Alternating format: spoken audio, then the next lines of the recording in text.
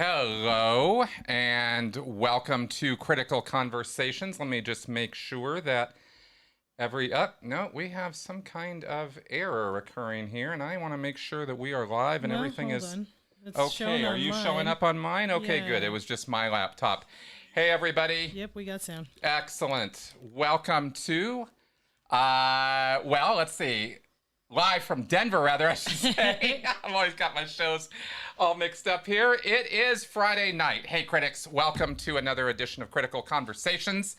I am joined by my beautiful wife, Melissa Huff, here. Hello. Sorry about the little technical difficulties and my little flubbing here. I was just setting up and my computer was being weird and I was afraid the stream was, but it looks like we're all good.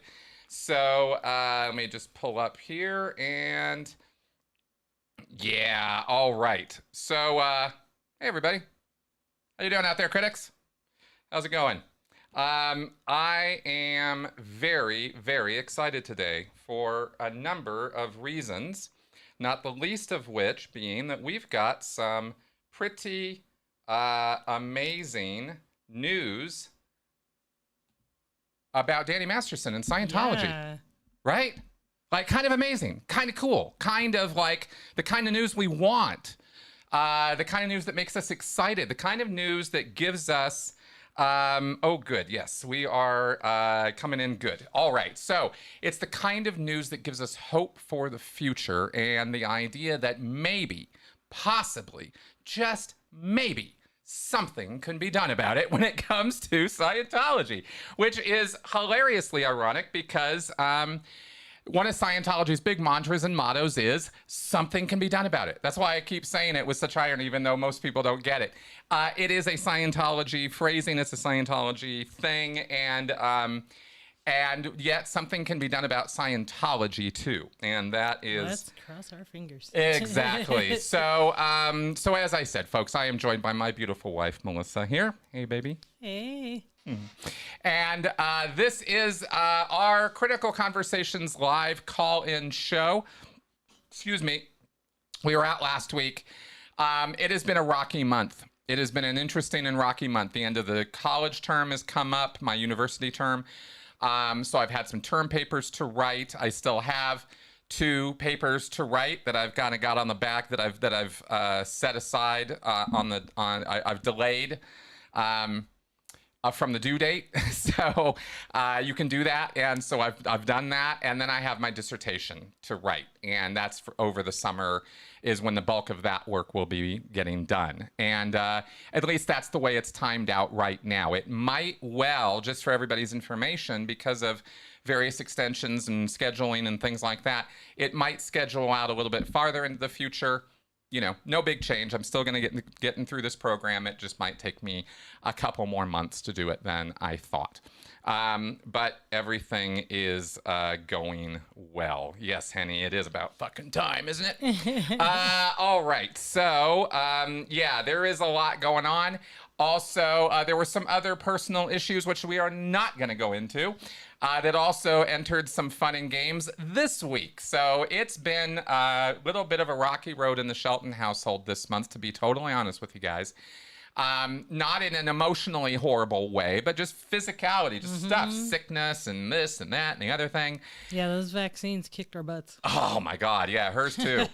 Because the way we scheduled it, we didn't both get our second shot. We both got our first shot on the same day.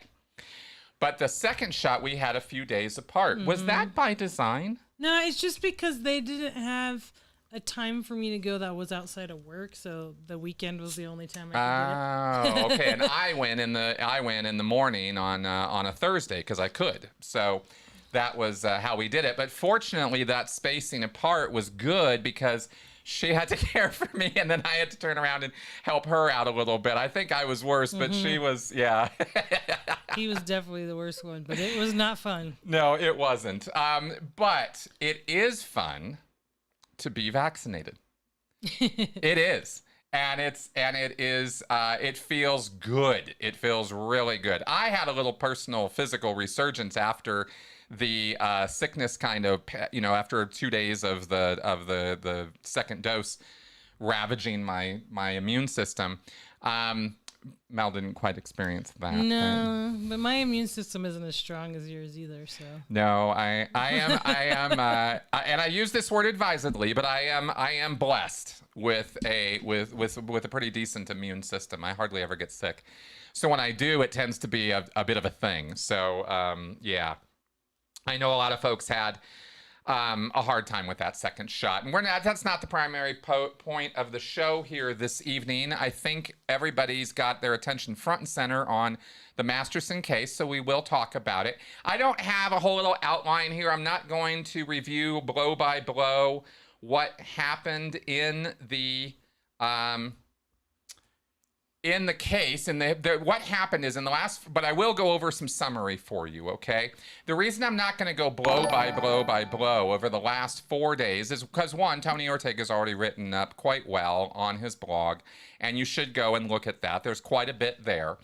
But the other thing is it's quite triggering. There's a lot of very difficult stuff that was gone over in terms of the nature and the details of the sexual assault, and it's not my intention or interest here tonight to talk about those details. Okay, I don't see any particular reason to do that. What I can bring, and I think what we can bring here in talking about this, is the Scientology angle, and I can help clarify, answer questions, deal with, or talk about that subject and that angle on this thing. And I think that's how my time and our time would best be utilized here. Awesome, Alex. Thank you for that super chat. Hey, look at that. Yeah, vaccinated Americans are welcome again to travel to Europe. You definitely will be seeing us again. Don't know about soon, but sooner than later. I'll put it that way. We have no immediate plans, but there are plans on getting back over across the pond. How that's going to happen exactly, there's a couple different balls in the air. We'll see what happens as the COVID normality kind of comes back in, conventions and speaking engagements and stuff see how much the airlines want to charge. Yeah, and see what kind of speaking engagements pop up as opportunities for me. Because I was gonna go over to the UK last year, and we were gonna do a thing, and that fell apart. And hopefully this year we can pick that back up or come up with some other interesting, variations on that. Henny says Danny's going to get his shots in his ass. Yeah, good times on all of that. Okay, so we are going to start taking calls in just a moment. I see you there, Christina, and we will get to you. I wanted to first, before I forget, because this is such an action-packed episode, I'm so excited to be back, 7Cam. And this week, Mel did the honors. And so to set the stage a little bit, this is actually the view Mel gets every day of 7. He just comes likes to hang out on my desk. Yeah. So here he is, extreme close-up. There is some extreme 7 for you. He's just kind of chilling there on the desk, as you can see there. She just set up her phone earlier and started shooting this. We were, just kind of had to give up on the whole live camera thing with 7. So, but this is real. This is real footage of him, and that's him on Mel's desk there, right by her mouse. You can see. Yep. Do you have any other commentary on? No, he goes there, or he sits on the back of my chair. Or sometimes he gets right in front of the keyboard and lays down so I can't work. Yes. Oh, yeah. I have seen him literally lay. If this is her keyboard, I've seen him practically lay himself across it. Just, hi, I'm here now. You have to pay attention to me. Pet me now. So good times with our little bundle of joy and love, 7, the Wonder Cat. And I would love nothing more, by the way, to get a little hashtag going on him sometime. So if you all ever want to retweet or tweet out anything about 7, it is hashtag 7 the Wonder Cat. That's what we're doing with him. So there you go. Let's go ahead and get into our calls and see what we've got on this Masterson thing here. All right, Christina, hi. Hi, Chris. Hi, Mel. How are you? Hello. I am good. How are you this evening? I'm doing wonderful. I'm so excited, as I'm sure you were when I read the news. I had to chuckle because all my friends and family know I'm absolutely obsessed with anything related to Scientology and any news. So someone had actually sent me the news before I saw it on Tony, because I was constantly refreshing what he was writing about it. And I was pumped, and I was pumped that people were talking about it, and that it's getting people kind of like talking about Scientology again, because I think, like, besides when the Aftermath came out, the only other thing that really got like normal, like, I don't want to say normal, I guess maybe people that don't have tendencies to get obsessed with things like me. I feel like the last thing that did that was like Tom Cruise, or maybe Anonymous, with like the whole Oprah thing. So It's been really exciting to see the church in the spotlight again. Oh, big time. I won't take up too much of your time. I just wanted to see what you thought about how they're kind of asking the victims, do you know Leah? Do you know Mike? Do you know Tony? Like, kind of, in my mind, trying to kind of discredit their testimony as if they're like critics themselves, trying to like take down the church because they're in cahoots with Tony or Leah or Mike. So I just kind of wanted to hear what you thought about those questions. Absolutely, that's a good question, actually, because the judge noted, if I recall correctly from Tony's reporting, that the repeated questioning about that, Leah, Mike, what did you read this email from Leah? Did you talk to her first? Blah blah blah blah blah. Those are questions that the judge admonished him to stop asking, because it was discovery type questions. They're trying to probe and get more information that's not relevant to the charges at hand and the testimony of the women, right? So that's more discovery phase stuff, which apparently comes, I'm not a legal expert, but I understand it comes after the arraignment, when they actually start really prepping the case and prepping for the actual trial, because we're now at the place where there is going to be the judges said we're moving forward, and then the next step is the arraignment on June 7th, where Masterson gets to say guilty or innocent. And I'm 100% sure he's going to say I'm not guilty, right? Yeah, of course he is. Exactly. So at that point is when depositions start occurring. This is why you saw subpoenas being issued on Tony and and other people, and they're going to start wrangling these guys in and deposing them and getting and abusing them through the deposition process, because beyond just Scientology, the deposition process is just awful for anybody in any case. It's because you can ask anything, and as I understand it, and it can be quite a badgering, harassing kind of situation. And apparently in a deposition you have to answer, right? And you're under oath. So that's kind of fun. So everybody's going to have that to look forward to. But yeah, we're going to have a trial here, and Masterson's going to have to give over his passport, and he might possibly, I mean, I don't know how this works, but he might even be remanded to custody. I mean, I don't know. It maybe depends. Maybe they'll do house arrest or something. Yeah, I'm not sure how that works. So it's going to be pretty interesting, huh? Yeah, absolutely. Do you think, I don't know if you'll know the answer to this question, and I've been badgering Tony, and I don't even know if he knows. Do you think it'll be televised, the actual trial? No, I don't. But I do hope that they will allow media into the courtroom so that we can see testimony directly.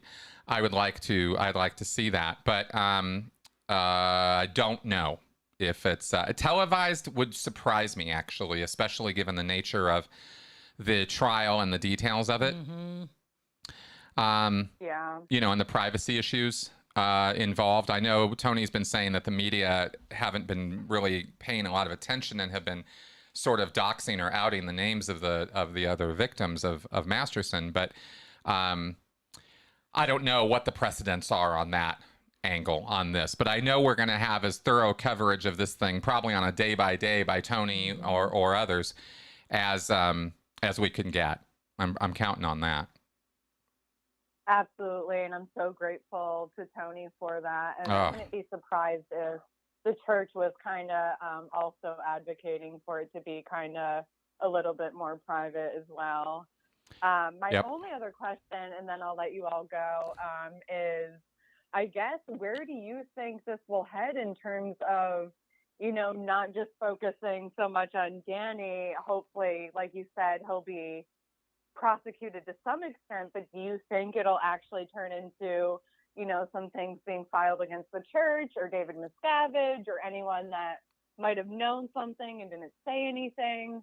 I would just love to hear your thoughts about that. Awesome. Yeah, let's go ahead and talk about it because I do have a lot of thoughts on it. There's so many places this could go. Already in the preliminary hearing, one or two, definitely Julian Schwartz's name came up. And I think there were a couple other Sea Org members.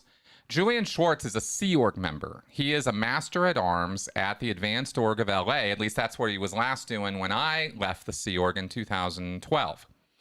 And Julian Schwartz had been on that post for well over a decade. He is got so much blood on his hands, that guy, because he's the one who dealt with the victims, or at least one of them. And also he has dealt with other victims of other crimes that we've heard about over the years. This is not the first time Julian Schwartz's name has come up in regards to horrific activities that Scientology has covered up. He has been one of the primary people who has enabled the cover-ups and has made them happen. That's been his job. And he's an ethics officer. I mean, the irony here is just like, it's so outrageously gross, right? If he were to get subpoenaed, and every other person who ever dealt with these women from the church were to be subpoenaed as part of this process, from the president's office, let's say, from Celebrity Center, or from other places, I'd be very interested to see. I mean, it would be very interesting to watch this process roll out and see how the church is going to respond. Are they going to try to hide these people? Are they going to make them disappear? I mean, they could try to pull that. They could ship him off to some other country or something. Yeah, we don't know where he went, They could kick him out of the Sea Org. They could declare them. I mean, there's so many different routes they could take here as to how they're going to engage in the damage control. I don't think they're going to want to kick all these people out because it seems to me that would just set them off and make them eager to testify against the church. So then it would just prove how messed up the church is. Like if the court finds out how many of them have been expelled from the church right when this case is happening, that's going to look really bad. Yeah, it would. Actually, that's true. From a PR angle, that would look pretty bad. Maybe not the church's primary concern. I'm just sort of thinking out loud with it. It definitely is going to look bad. No, it's already looks so bad. It looks so bad for them. So it could be a little interesting to see how they deal with that. But I'm thinking, again, I'm not a lawyer, right? I'm not like the legal guy, but I can't imagine how you wouldn't, if I was on the side of these women, I would want every single Sea Org member whose name even remotely comes close to this, Sea Org or not actually, all their friends, family, like all the Scientologists, get them all in. They're all people of interest on this because of the cover-up aspect of it. We already know this from the preliminary hearing. The judge has already heard this, agreed with it, is interested in this. And so it could be that these guys end up being called on the carpet for the snitch culture and cover-up culture of Scientology. And if that gets, right? And if that gets into the legal record, I mean, this is what's super exciting about this, is that this is all going into the legal record now. It's not just, right? That's juicy too, because it seems to be, like you just said, that also the whole policy of knowledge reports is also going into a legal record of someone knowing that something happened, writing or telling someone about it, and them not reporting it themselves. It's kind of like, I feel like what you're saying is totally valid, because if we compared this to, let's say, if it was a murder trial and someone saw something and they didn't say anything, right? That puts them in some level of culpability. So I like where your head's at. I think it would be very interesting and juicy if we could kind of see what it would be like for a Sea Org member to be in the court, because has that ever happened? I mean, I don't know. I know a little bit about the FBI thing with Mary Sue and all that, but I didn't know if anyone actually went to court and said something or did anything and all of that. Oh, absolutely. Yeah. There were 11 Scientologists who were indicted. A couple of them were Sea Org members. Many of them were Guardian's Office members, which was not Sea Org, but it was like staff. And of course, there was Mary Sue Hubbard, which was, she was the deputy commodore. She was basically the second in charge of all of the Sea Org, and she went to jail. So yeah, that's not without precedent. It would be, and you're not wrong at all, because if it comes up during testimony, or as I understand it, if it comes up during the course of the trial, that other crimes connected to these crimes are exposed, then I believe charges would have to be brought against those people. I don't think the court just goes, oh, okay, thank you very much for telling us about how you were an accessory after the fact, and you can go home now. I don't think it works that way, right? So, and like I said, some of these people, and some of these people really have some blood on their hands. I mean, they covered up very serious crimes here. These are not lightweight activities. He almost kind of sounds like Marty in a way, Marty Rathbun, and like the role that Marty used to have. That's what he reminds me of kind of having that role of covering stuff up. But absolutely. Damage control, PR control. Oh yeah, that was Marty's primary task. Yeah. And he was right up on. I'm sure. Oh, go ahead. Well, I was just going to say, Marty was right up under Miscavige. So he never got busted for anything before he left the Sea Org and took off, right? Right. Don't know. God, it would sure be interesting. It all matters. What matters a lot in this case is how much of the written documentation from the PC folders and the ethics files is the church going to turn over? Because it's all there. All of it is detailed in there. I guarantee you there are very precise timelines down to the date and time of every single incident connected with this in those files. OSA has done analysis and what they call estimations. It's an evaluation or an analysis of a situation to find out how legally exposed are we and how much trouble are we in and what do we need to do to deal with this situation. It's something that the Office of Special Affairs does. And all of that is subpoenable, subpoenable, I guess is the word, if they know to ask for it and the church gives it to them. And those are two pretty big question marks as to whether they're going to know to ask, and I hope they do, and I'm pretty sure that they do, because the people arraigned on this criminal case are not the clown car folks that were put together for the civil case. The civil case was a disaster. This case is not. This is the criminal case, and it looks a hell of a lot stronger, and it looks like it's being managed by very competent people. So they'll probably ask for all the things they should be asking for. How much the church gives over is going to be another matter. Yeah, and that's what Leah always says. I mean, I think she said it at the end of the aftermath. She said, it's policy for them to write down anything. If at any point anyone wanted to investigate whatever, they could go in and it's all written down, just like you said. And like I said, I won't take up too much of your time because I know this is a hot topic. But the last thing that I'll say is I sure wish that Danny had the relationship with David Miscavige that Tom Cruise did. And if this was Tom Cruise, oh man, I think it would just be the end of Scientology. Just like that connection. Oh, but I don't know if Danny even knew Dave or if they were friends or whatever. But yeah, it's sure interesting. It is. It's very interesting, and I will. I'll comment on that. Just to let you know that it's not even remotely the same. Masterson most likely is barely a Scientologist. Interestingly enough. Yeah. We don't have record of him having done any services in like the last 15 years. Wow. Oh, wow. Yeah, Wow. like there's just kind of, that. yeah, there's just nothing there, right? And he was always barely a Scientologist, always in trouble, always in ethics trouble, drugs, drinking, all the crap that he would get up to.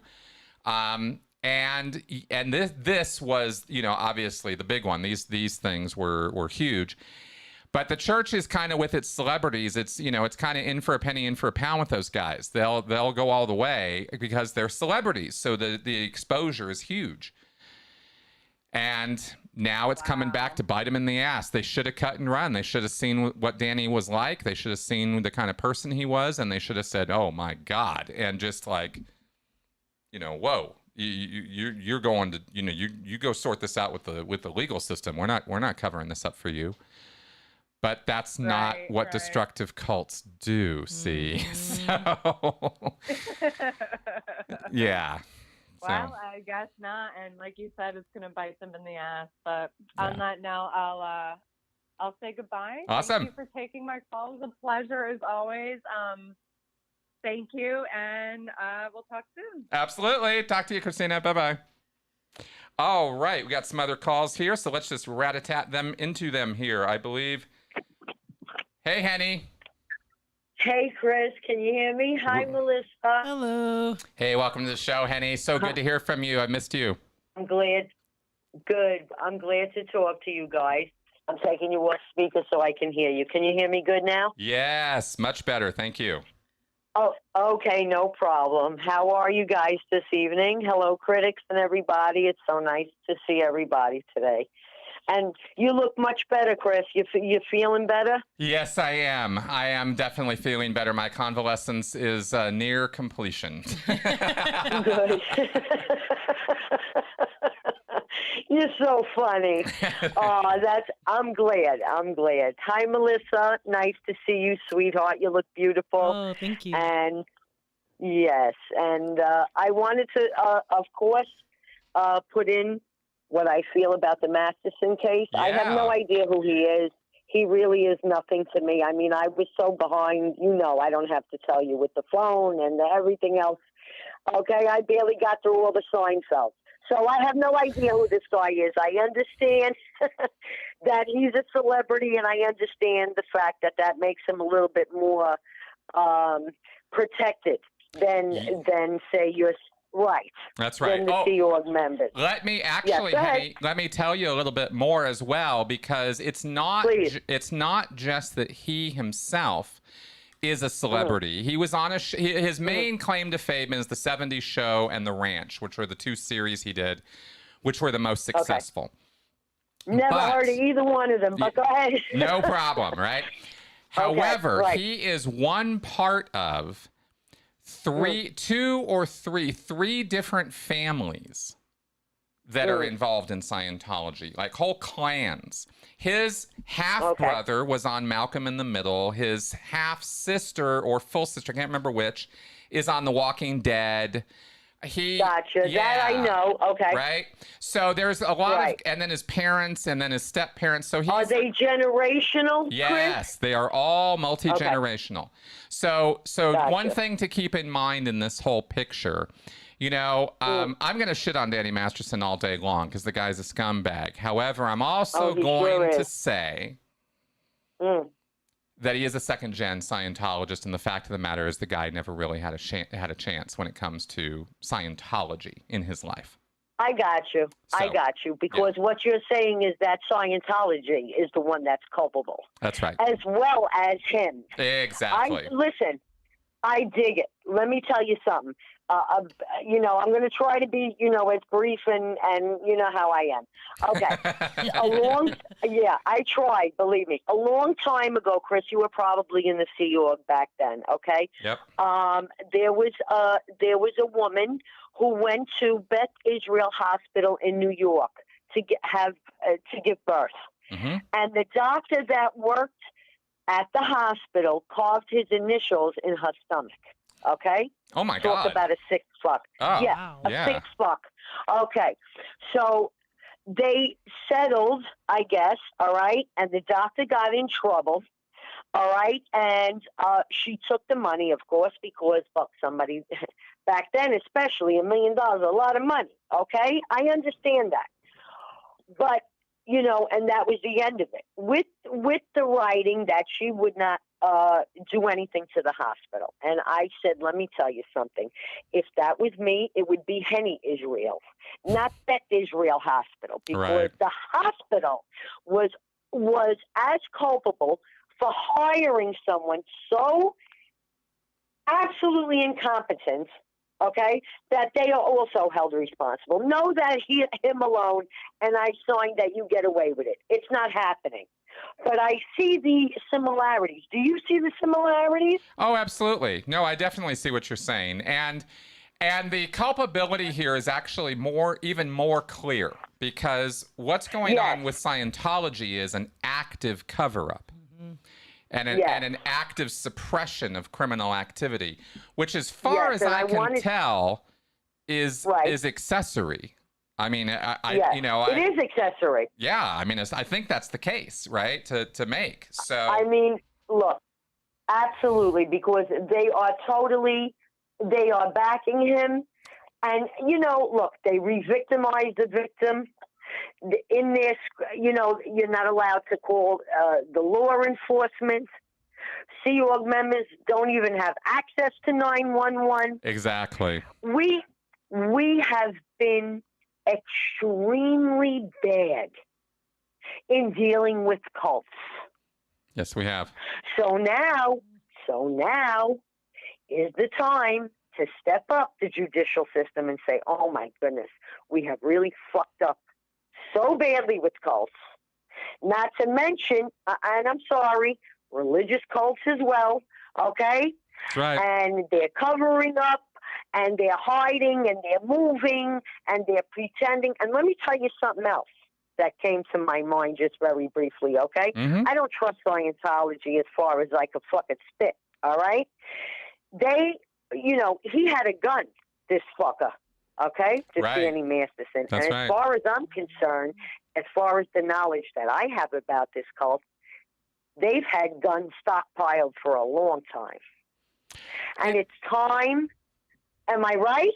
In certain places, yes. Yeah. Yes. Okay. Yeah. Well, you know what? That's out of line.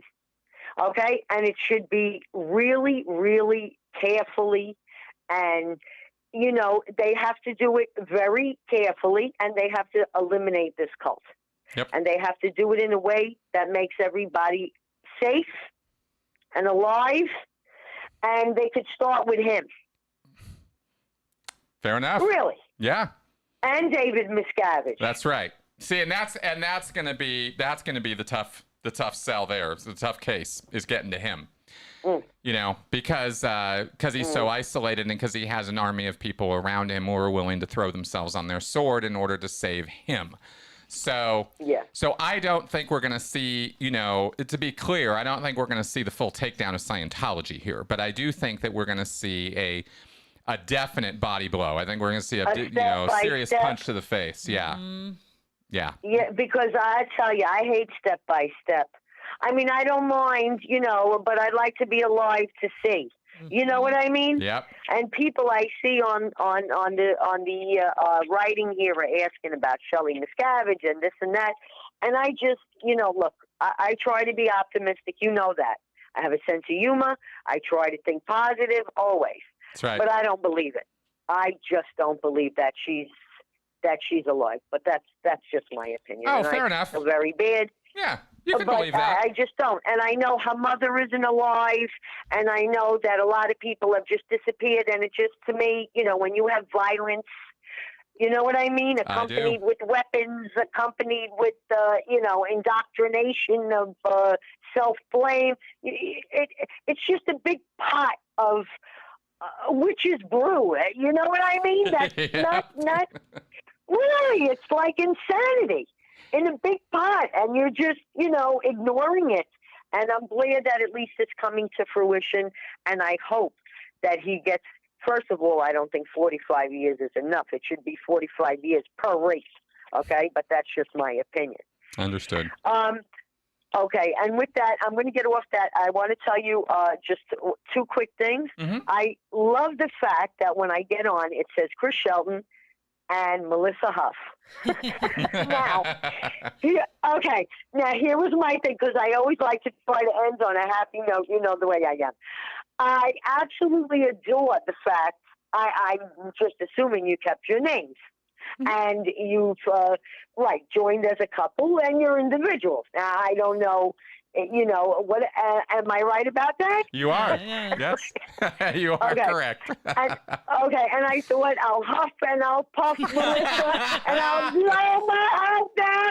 And I thought to myself, if I was going to take any name, it would be Huff. Okay? I love it. I absolutely love it. It's absolutely cool, and the way it should be.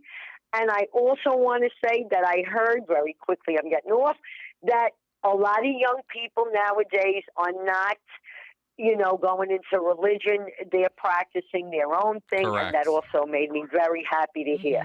Good. Excellent, Henny. Thank you very much for that. Okay. You're so I awesome. love you guys. I know. Go and think about it. And I'm so glad I had the chance to chat with you about all different things. Thanks, Henny. Who's with the what? All right. Good night, Chris.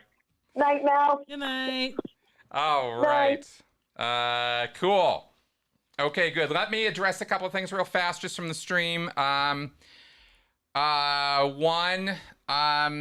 want to be super clear in what I said earlier. While I said that the church is responsible or culpable or an accessory on this, I don't want to have any question about this whatsoever. Danny Masterson is 1,000 fully responsible for his actions, and in no way, shape, or form does being a cult member or being a Scientologist in any way expurgate, reduce, lower, make less of his own personal responsibility in these issues. Okay, He's a creep, and that's that. Yeah, in terms of criminal activity, people are responsible for their actions.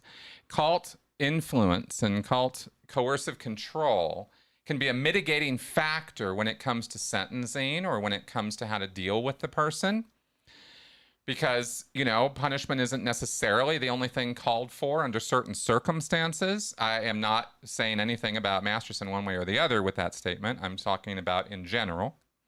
So that's where I see this, or how I see this, is that the influence of a cult can have a mitigating factor or can be a mitigating circumstance on the responsibility or actions or influence on a person. But let's be clear. If you pull a trigger, if you stab someone, if you sexually assault someone, etc., that's on you. You did that. And there's no getting away from that. Okay, so just to be super clear about that. And then, somebody asked earlier also about the case changing church policy. No, it's not going to do that. I don't think courts can actually do that except under extraordinary circumstances. But one thing to know is that this ethics book that came up today, one of the lawyers for Masterson said, I think Sharon Applebaum said something about how that book is not church policy, which is false. That book is absolutely church policy. Every single word of it is church policy. It's not some other extraneous writing of L. Ron Hubbard.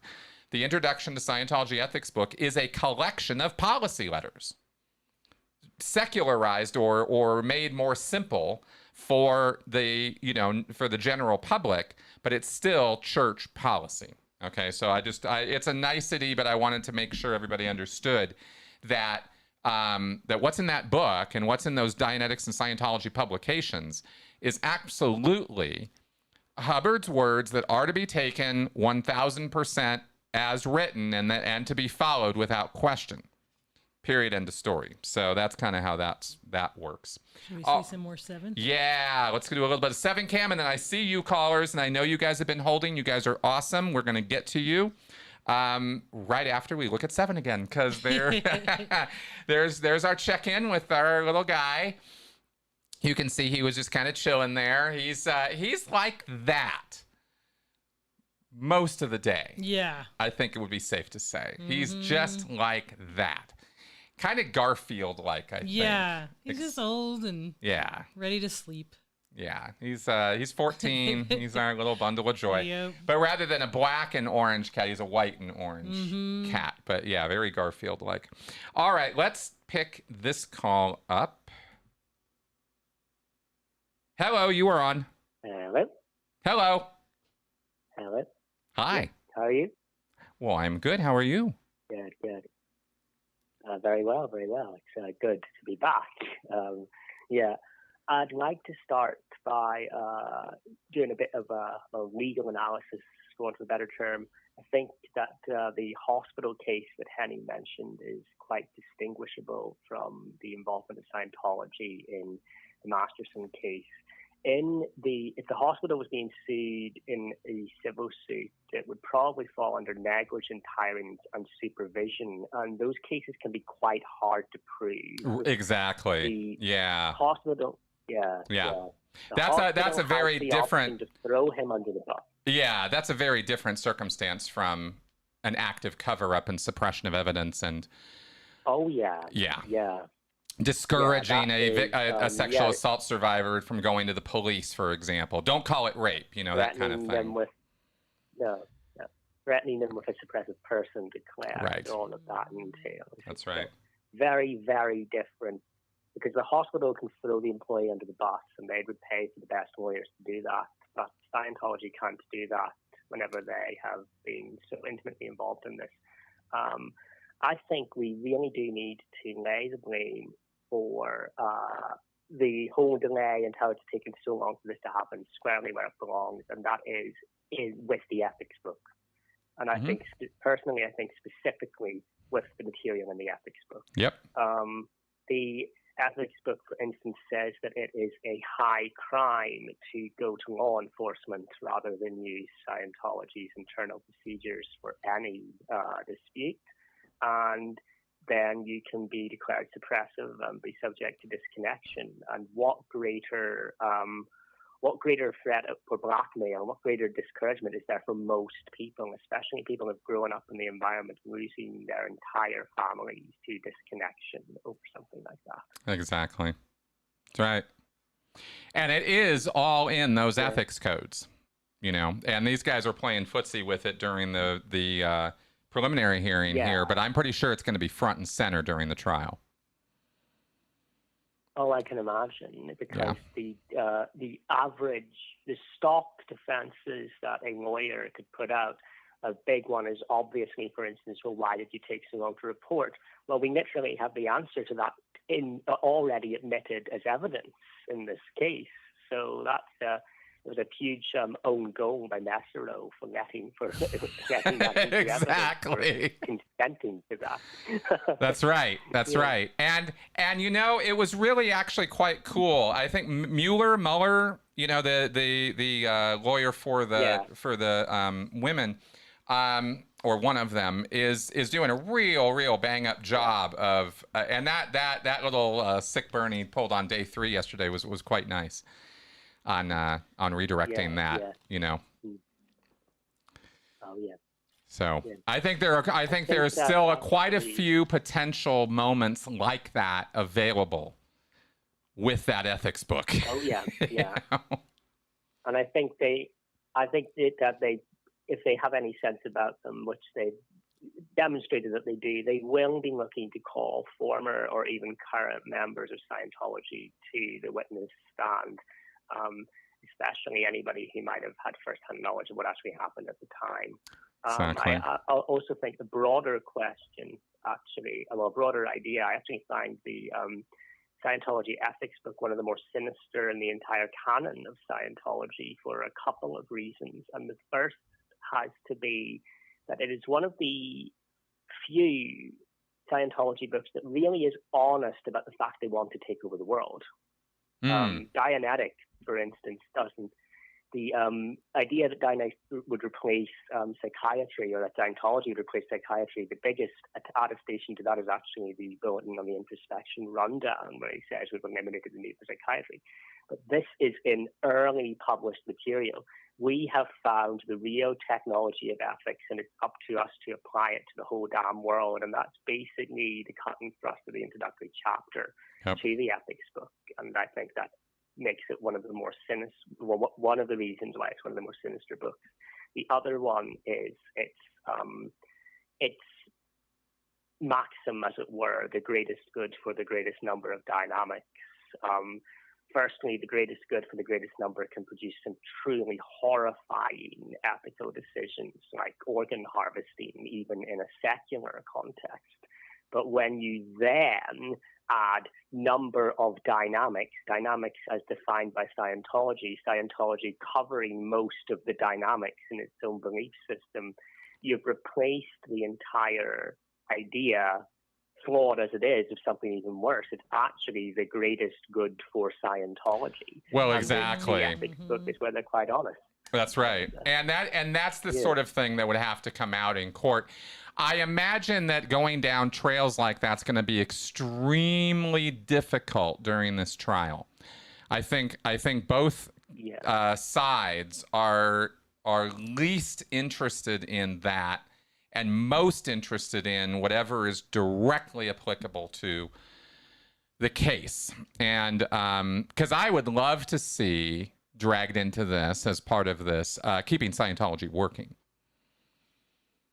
Which would be right, because it is it's every man, woman, and child in this for endless trillinia of eternity, etc. I can't even remember the words anymore now, which is shocking to me. It's been so. I used to have those words just about tattooed on my forehead, but that's as hardcore as it's going to get, and if they got that in there as well with the ethics book. Ooh, there's so much material there, so much material to utilize to show how destructive this cult is, Absolutely. I remember that several cult experts have said that Scientology has by far the most boxes ticked out of any one group for cultic control, and that the average recovery period is something like 14 years. Like this is major stuff. That's right. You look at why this would have been suppressed and covered up for so long. You can't ignore it because in polite society, this wouldn't happen. Exactly. That's exactly right. Now I've got another caller on the line, so I do want to get to her as well. So do we have any other major points we should cover? Because I don't want to just cut you off. Really. I could probably save any. No. I mean, that's probably all I've got to say that's really related to the trial. So, all right, fair enough. Else we can probably pick up another time. Awesome. So it was great to talk. Yeah, thanks for calling in. I definitely appreciate your contribution this week. And you're right on the money, man. This is gonna how much policy they get it read into the record. I just love the possibilities, So, Yeah. All right, man. Talk to you soon. Yeah. Bye-bye. Bye-bye. All right. Cool. And good. Now, we do have... yes, good. She's still in the queue. I see you. I'm about to get to you, but we do have our final check-in with 7, so let us do that real fast, because if I don't, then I always feel remiss. Yes, there he is, chilling. Our little chillaxing cat. Aww. Yeah. He's so fluffy. Well, he is, Ish. How'd that go? Starting to get gray hairs. You can't see him in video yet, but like in his tail, he's got these like dark hairs. In his ear, he's starting to get some dark hairs. He's getting old, man. He's still very fluffy. Yes, he is. He's still a fluff monster, though. Fluffy. All right. Okay, good. Let's take, I believe this is Adria. Hello. Hey, Chris. Hey, Melissa. Hello. Hey, Adria. How's it going? Going all right. Love the Excellent. 7 cam. Thank you very much. Thank you. What's that? I have a few questions about this case, and they're all related. So how about I could just rattle them off since they're all related, and then you can take it whichever way you think is best. Mm-hmm. All right. So do you think that Scientology or the lawyers involved on the Masterson side will coach the Sea Org staff and cult members to lie? Absolutely. And then how would the prosecution prove they're lying? And then, do you think Scientology will withhold or burn records? And then again, how would the prosecution prove that Scientology is withholding or burning things? Right. Okay, I am very hopeful. This is a great question. Great two questions. One, yes, I am absolutely positive that they will be coached to lie. Because that's the only way that they can defend their actions. If they tell the truth about what actually went down, they're all culpable and they're all going to jail. So I doubt that that's what's going to happen. And the records are really key here. And the thing that you could use, the only way I can think of off the top of my head to enforce compliance with a subpoena or enforce, cross-check is Scientology's record-keeping system has some checks and balances you could sort of take advantage of a little bit. Very, very, nothing really, like guaranteed here. But for example, you have a PC folder, and inside the PC folder is not just a record of the sessions, but reports and write-ups and a table of all the contents in the files and a summary of everything that ever happened to the person as a case in their auditing, including notes about ethics. So Masterson's folders, for example, and the PC folders of every one of the women victims are going to have extensive notes about all of this in the folders in multiple places. It's going to be in the folder summary. It's going to be in the folder error summary. It's going to be, well, those are the two places. Then you're going to have an ethics summary, which is over in another file called an ethics file. And those are like PC folders. They have summaries and reports and analyses and observations. So there's all kinds of stuff in these files. And so you possibly, unless they are thorough enough to vet and go through and get rid of every reference to every single possible report connected with every single person on all of this, they might have a very hard time completely covering the whole thing up. It would take some real work on their part to track down every file of every person who's ever got anything connected with all of this and vet it all. Are they willing to do that work? Absolutely. Of course they are. They probably already done it. But, in terms of the decision-making process, the church is in a very difficult place, because if it comes out later that they withheld evidence or that something was held back that was asked for, that's more trouble. A lot more trouble. And if they destroyed something, then that's more trouble still, because destruction of evidence, that's a crime. That's right. That's exactly right. Yeah. And that's, now we have, though, just to kind of throw some water on the fire a little bit with this, is we have Marty Rathman having admitted to having destroyed evidence on Lisa McPherson's case, and that didn't get anybody hot enough under the collar to go back and reopen up that investigation. So I was just ready to bring that one up. Yeah. That Marty Rathman did burn files for Lisa McPherson and probably other things. And that's right. Yeah. And so the thing is, though, could lawyers potentially argue that knowing this is how all of these files are kept, and, these people were witnesses of these records being made in front of them, at least some of them in auditing and whatnot. And then if no records are produced, could that be an argument for destruction of evidence? Absolutely. Because there were numerous reports written. The women have a lot of these reports. Things were turned over to the LAPD. They lost stuff, but they still got some stuff. I mean, it's probably quite a mess. It's probably quite a bit of stuff.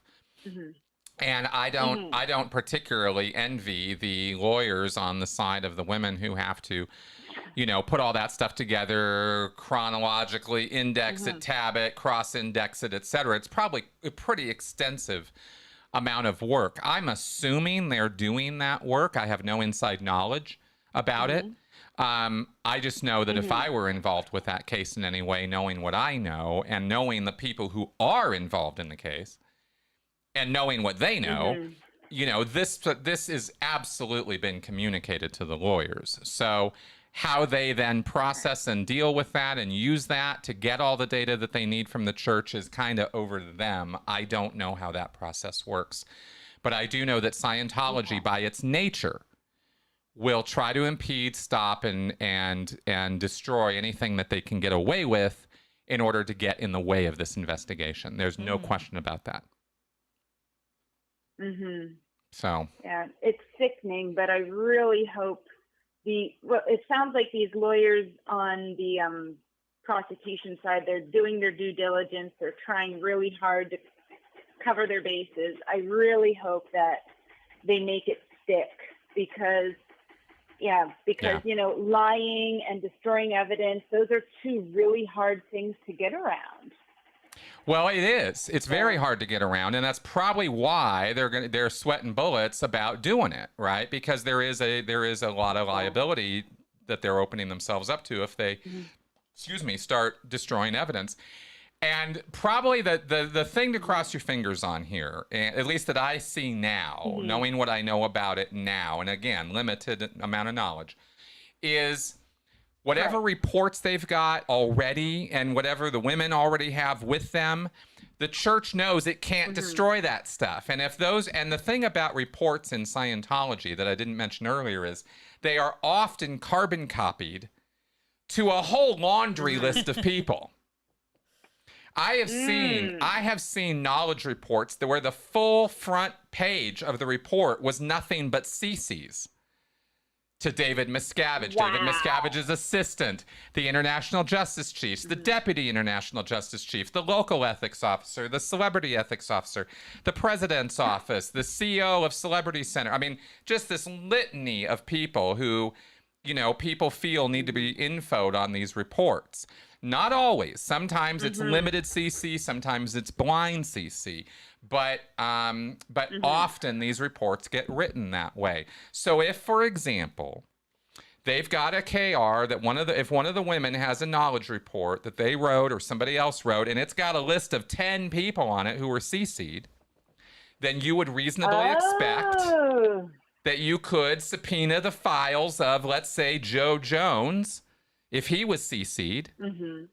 Maybe a copy of the report is in his file, see? So it could go could go that direction, you see. That's a lot of papers. Yes. Scientology uses whole tropical forests worth of paper on a routine basis. They are definitely reams and reams and reams of paper. Yeah. Reams of paper and fractal patterns. That's right. That's right. So that's there as a, you know, that's my finger crossing on, you know, how it is that the church will have a difficult time proving that they don't have documents when this is the case with their system. You know what I mean? Right. Yeah. Well, here's hoping. Yeah, exactly. Yeah. Exactly. So, all right. Well, there you go. We got a couple other calls in the queue, so let's go ahead and all right. Go to those. Thank you for calling in. Thank you very much. Have a good evening. You too. Bye-bye. All right. Bye. Let's pop that. And we have we're building the invitation present device. I just thought it was an interesting battle there at the end. Okay, we will get to that. First, we have Travis with 2 callers in the queue. And let me see if I can pick this one up. There we go. Travis, hello. Hello, Chris. How are you? Hey, I'm good. How are you this evening? Oh, and I'm doing well. And greetings to you, Melissa. So, Thank you.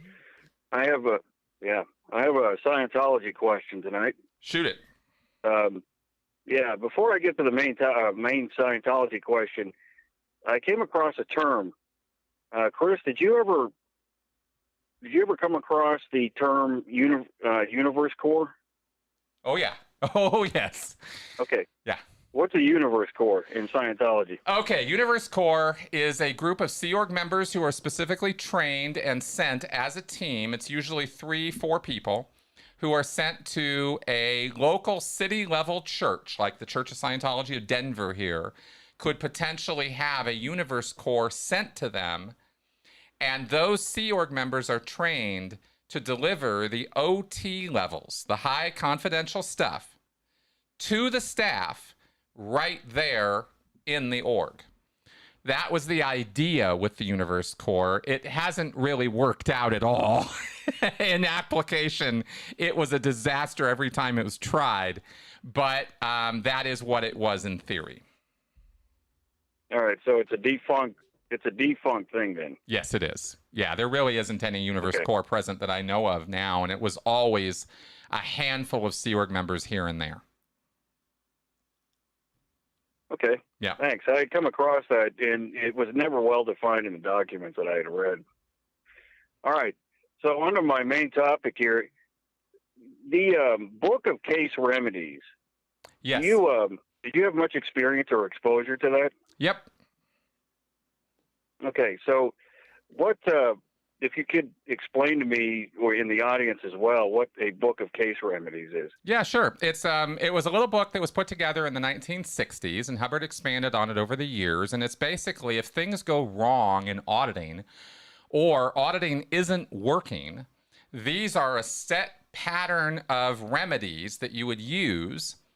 And they're numbered and lettered and stuff, but it's just a book of things you can do in a session. If the pre-clear is doing A, you do B in order to resolve or handle it. Like, for example, I think one of the remedies is, if the pre-clear is critical, angry, snarly, critical of you, giving you a hard time, doesn't want to continue with the session, that's the symptoms, and the remedy is pull his missed withholds, which means ask him, is there something you've done that I don't know about, right? and get him to calm right the hell down by asking him what overt he's committed that you've missed, right? And that would be an example of a remedy to deal with a particular set of phenomena occurring in a session. Cool. So that manual is extraordinarily relevant to any and all auditing sessions, right? Absolutely. Yeah. Okay. So one of the things that caught my eye about that manual is some information that's in chapter 5. Mm-hmm. And that is the PC who quits. And it says that it instructs the auditor to notice the condition or circumstances leading to the PC blowing long before the PC blows. Do you remember reading that? Not really. Or did you read that? I mean, I have read the book, but it was, I think the last time I actually opened a book of case remedies was probably 20 years ago. I agree. So that's a remedy for a PC who's not doing well?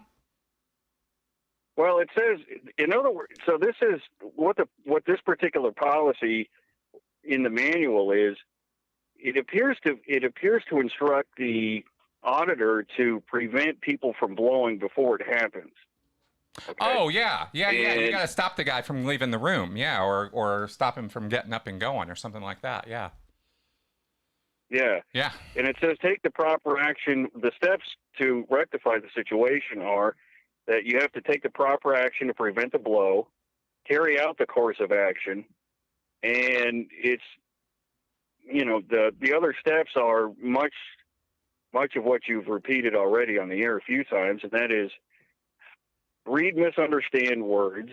It has a list of remedies, remedy list B, and the third thing is to search and discover sources of suppression. Yes. In the person's life. That's right. Yeah. So that was remedy A, remedy B. Yeah, this is all about getting people back. It's either misunderstood words, or it's overts, or missed withholds. It's all on the person. They did something bad, and we got to wrangle them back in and straighten it out. Yeah. Let me ask you a question. At any point, now I think I know the answer to this, and perhaps this is a dumb question. At any point, does the auditor actually realize, hey, wait a minute, what we're doing here is completely loony, and the actual process and technology, quote unquote, itself is what's getting people to blow in the first place? No, that's not. Did you ever experience that? No, absolutely not. No one in Scientology will ever go to that as the reason why a person is blowing, leaving, or having difficulties. And let's be clear that from the viewpoint of a Scientology auditor, Hubbard gives a number of instructions and remedies and things you can do in order to resolve what's going on with a pre-clear. And Hubbard has made it clear that there are only X number of reasons why a student would leave a course or why a pre-clear would leave an auditing session or an intensive and not want to continue with it anymore. And he boiled those down to 4 reasons. What was it? 5 reasons for students and 4 reasons for pre-clears. And we're not going to go into all the detail now. I think I actually did a video on this some time ago, but it's down to that exact of a thing where there's 5 reasons for students, 4 reasons for pre-clears, and it can only be in those silos that you're permitted to kind of look and remedy and deal with the circumstances. That's kind of how they think about this stuff. Is it's very exact and precise that way, if that makes any sense or brings any clarity to it at all. Well, it does. In fact, while you were describing this, I get the sense that auditors are really just mindless zombies. They are technicians. And that means that they're mindless zombies, yes. And by that I mean, they don't think of themselves that way, of course, right? And there is some thinking on your feet. Let's not be too stupid here. I mean, you're dealing with somebody in front of you. You've opened up their life. They're dealing with their personal problems. It's on you to get them through it, right? You've got some tools to use. The tools generally work within the context of Scientology to the pre-clear satisfaction, because remember, he's a Scientologist too. So he expects to have Scientology done on him, and he expects it to have certain results, and there's that expectation factor here too. But at the end of after all of that explanation and song and dance, yeah, they are pretty rote about the whole thing. They are pretty mindless about it. Okay. Yeah. Thank you for that explanation. And I have one final question. I had watched this last week, I had watched your interview with John Dalen, I think. Oh, yeah. John Dalen from Mormon Stories. Yeah. Indeed.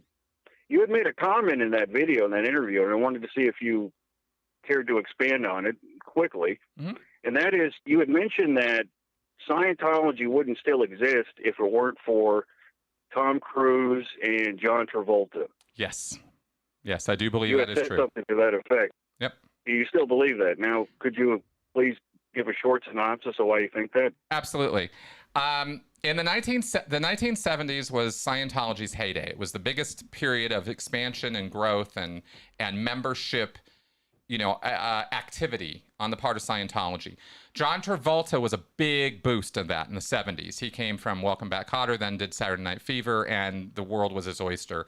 And he then made a series, and then he did Grease, which was even bigger. And then there was a series of flops following that in the 1980s. But where John Travolta got huge and promoted actively, Dianetics, Scientology, talked about it all the time, went around bragging about it, went on talk shows, talked about it, just like Tom Cruise was doing. When his career started faltering, Cruise's was picking up in the 80s and 90s. And Cruise carried the torch, so to speak. And he picked up that flag and waved it pretty hard. He was talking about books. He was talking about Scientology. He was talking about how it cured his dyslexia, how it fixed eyesight problems. And this was a big boon for Scientology in the 80s and 90s because Cruise was the biggest star in the universe. I mean, the guy was gigantic.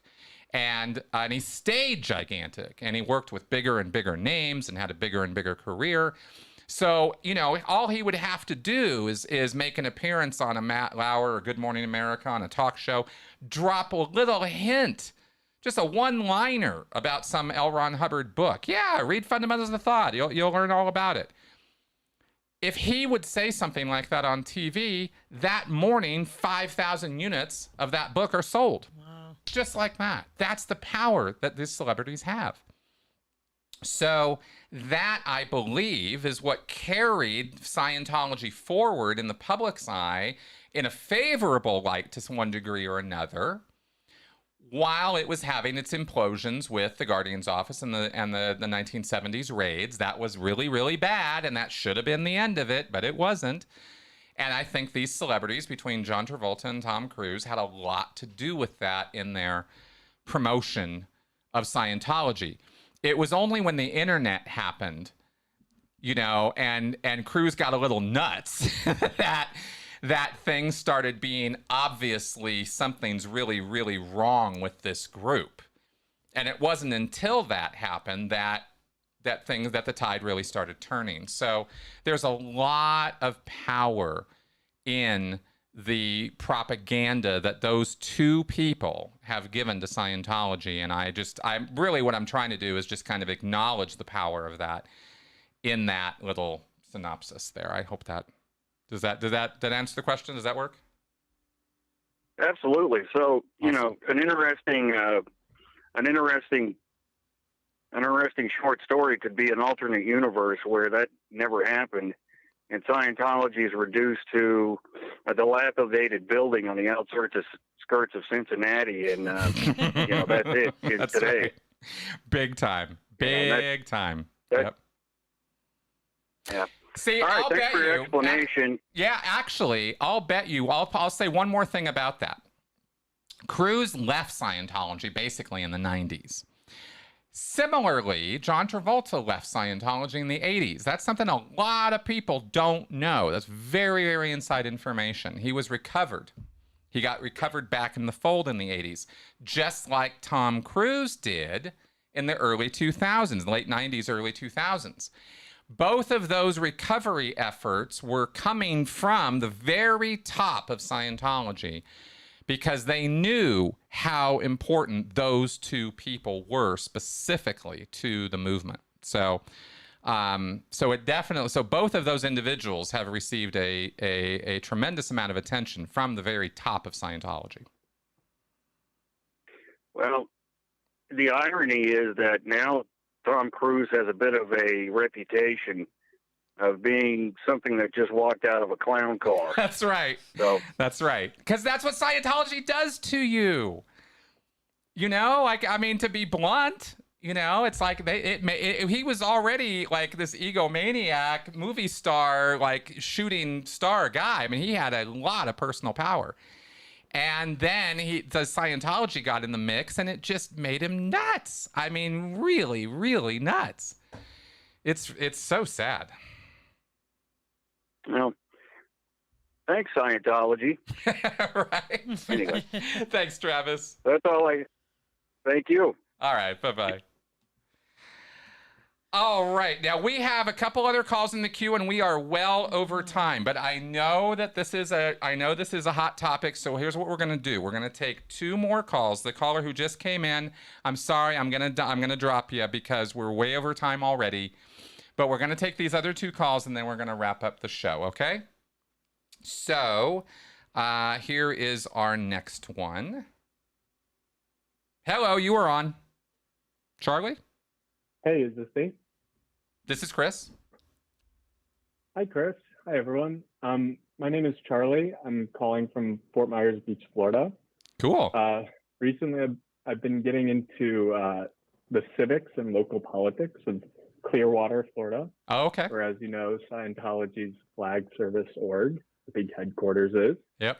And I just wanted to give a shout out to the work of Mark Bunker and to Mark Bunker, who is always fighting the good fight up there from his perch atop the city council since his election last year.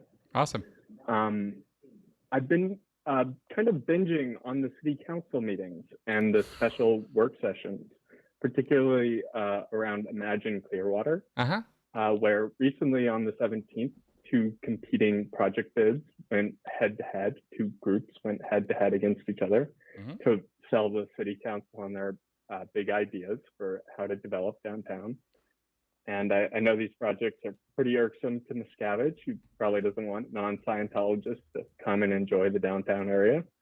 So it always makes for entertaining kind of TV or YouTube TV. My point is that yesterday at the city council meeting right before the meeting started, it appears the city council invited Scientology to lead an invocation to kind of kick off the meeting, which I found highly entertaining. I kind of wonder how normal it is for Scientology or other religions to lead the start of those meetings. Right. But the person that, and you may have already discussed this, I joined kind of late. No, we didn't talk about this at all. Yeah, no, you're good. Mm-hmm. Yeah, you're talking about Pat Harney doing the invocation, right, for the city council? Yeah, you could probably describe it better than I could. But yeah, Pat Harney, Scientology's public affairs director, led it, and she denounced hate and hatefulness. I'm not particularly familiar with the scripture, L. Ron Hubbard, but you can see it on YouTube, and Mark, you don't see it because they don't show the full chamber, but you can hear Mark at the end. He bided his time. He didn't say anything at the start, but he made sure to book in the meeting with sort of a response to it. As he said, Pat kind of stared into his eyes while she downed hate and hatefulness. And I'm a big fan of Mark's, and whenever he has the opportunity to kind of get one in, I find that always entertaining. So just wanted to bring that to your audience. Awesome. Well, I definitely appreciate it, and I will always give Mark Bunker a shout out on this show because he is a hero and an awesome all-around guy. So thank you very much for calling in and giving us that. All right. Have a good night. All right. Bye-bye. All right. And yes, I thought it was a little hilarious just to say that a Scientology minister gave an invocation at the Clearwater City Council. It is the most disingenuous bunch of nonsense that they would do that. And then come out with, a message to Mark with, no hate, as they're looking at Mark Bunker, who, by the way, I don't think that man has a hateful thought in his mind or a hateful piece in his heart. He is literally the nicest guy I have ever interviewed on my podcast. And I've had him on twice. He's amazing. Super nice guy. Super sincere. Doesn't hate Scientology. But boy, does Scientology hate him. Okay, last call. And then we will be moving on. Hello, you are on. Hello. Hi. Hey. Sorry, I know you're already kind of over time, so I just want to make this kind of fast. Yeah, what you got? What do you think is the best case scenario for the outcome of this trial? Like the best thing that could possibly happen, however unlikely it is. What do you think? Okay, I believe a realistic expectation on this trial that would be awesome. And I would actually, I could dream that this could happen, is Masterson, obviously guilty on all counts, goes to jail forever. Other Sea Org members are subpoenaed. Their role in covering up this criminal activity is also prosecuted, and they go to jail. That would be awesome. In some ways, I think that's too much to ask for, and in other ways, it seems perfectly obvious and legit that could and should happen. So I don't know realistically, because I'm not the lawyer guy, but that's my best case scenario for this, is that Sea Org members go to jail for actively covering up a crime. Proving that David Miscavige or senior officials of the church ordered that cover up is going to be next to impossible. But watching Sea Org members go to jail for the crimes that they commit, I can't think of a better outcome. Yeah, that is pretty good. And do you think that this could be like one of the dominoes, even if it's really a small one? Yep. In what could be the downfall of Scientology? Do you think this could play into it at all? Yes, I do. Because the church is so prominently featured in this case, it in fact is an inextricable part of it. And because of the actions that they took, I think that this is absolutely a brick that could be, put in the wall, or whatever analogy you want to use. I think that it absolutely could be a giant step forward for us in in Scientology's eventual downfall. I've always sort of said that Scientology, my thinking is that Scientology isn't going to disappear through legal machinations. I just don't think it's going to die that death. But I do think that significant parts of it could be hit very, very hard. And I think that if people went to jail, just like they did in the early 1980s, that's something Scientology is going to have a really hard time coming back from. But let's not get too hopeful, because let's also compare and contrast here. The Catholic Church is still very much alive, despite thousands of credible cases and accusations of inappropriate sexual behavior, I guess I could kindly say. So, that is true, but so I'm not. I don't think that with those, the Pope himself really knows about all of them, and no, of course, to cover up the whole thing. Absolutely, and not my point. That it would have to, with the Pope thing, I definitely get your point. You're absolutely right. I'm looking at the strength of an institution, that is truly an international organization, and taking it down through a series of legal cases would be, it's difficult. It's a long road. There's a lot to that road. So that's why I kind of talk that way. I'm not trying to not be hopeful. I'm trying to be realistic, because I've gone down the hopeful road before for myself, and it always ends up kind of not being too fun, when it doesn't work out. If that makes sense. Yeah, I get that, but I do appreciate your optimism on this. Oh yeah, I think here's what I mean. I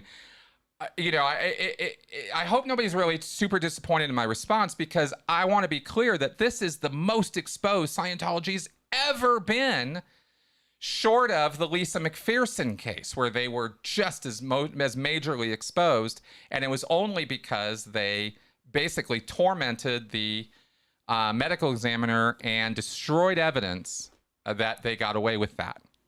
I don't know that they're going to be able to get away with it this time.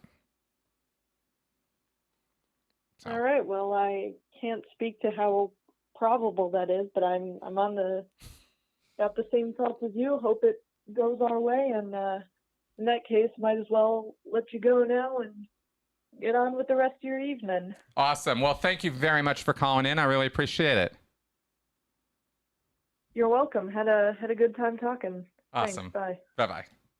All right, good. And as promised, we're going to wrap up now because we are way over. I'm sorry to the callers who are in the queue, but we got to wrap up our show. we only give ourselves an hour for this, and we're way over, which I kind of thought might happen today, but yeah, we're a little tired. So I stole your point. Sorry, Robert. Okay, so we're going to wrap up with our cards, because we cannot not do our cards. Got to open up from the right side. All right. So this is Critical Conversations. We would not be complete without our critical thinking cards. These cards are a collection of logical fallacies and cognitive biases that we all of us, make the mistake of using or doing or thinking with sometimes. So I like to educate on them as a show wrapper. So, baby, if you could select a card, any card. All right. Special pleading. All right. Special pleading. Your fallacy. So, your fallacy is special pleading. Moving the goalposts to create exceptions when a claim is shown to be false. Example, Edward Johns claimed to be psychic, but when his abilities were tested under proper scientific conditions, they magically disappeared. Edward explains this, saying that one had to have faith in his abilities for them to work. Well, yeah, obviously. You have to have faith, or the cross doesn't work on the vampire, and the psychic abilities don't work with the fraudulent psychic, because that's how it works. Right? Okay. Let's go ahead and wrap up. You guys have been awesome this week. This has been a really fun return to our call-in format. We love talking to you guys. I love doing this show.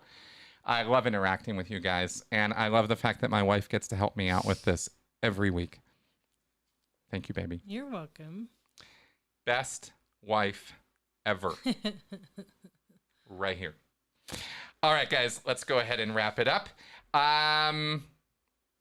We have a podcast coming out tomorrow, which 2-hour plus interview with a man named Matthew Sheffield, who you guys can Google or look up on Twitter.